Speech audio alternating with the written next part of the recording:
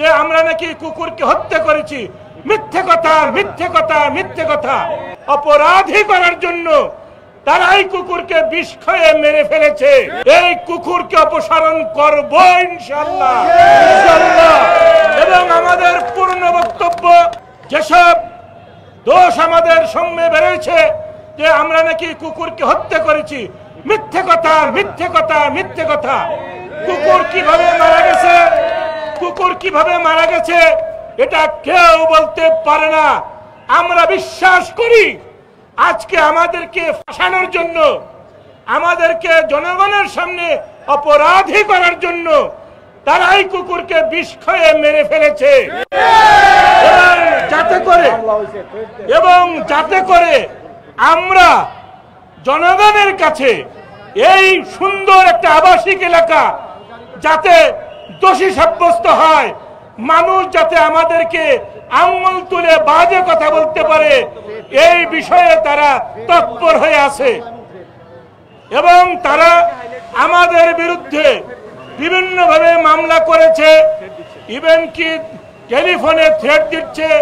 আমাদের সাধারণ সম্পাদক সম্মানিত, তারা বলে তারা নাকি বেওয়ারিশ, তারা নির্বাচন ঠিকমতো হয় নাই।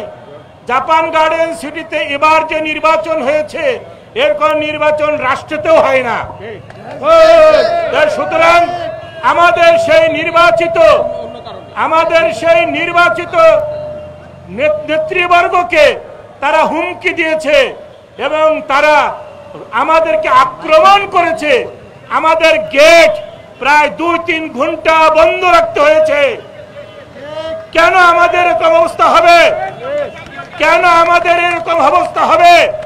কেন বাহিরের শক্তি এসে আমাদেরকে আক্রান্ত করবে?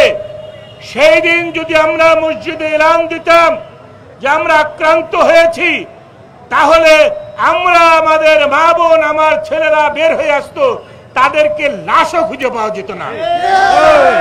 তারা যদি মনে করে আমরা দুর্বল, কখনো না। আমাদের মসজিদ থেকে এখন থেকে আমরা যদি আক্রান্ত হই, তাহলে আমরা এলান দেব এবং এই এলানে আপনারা সবাই বের হয়ে আসবেন। আমরা কোনোভাবেই চাই না বহির শক্তি আমাদেরকে আক্রান্ত করুক।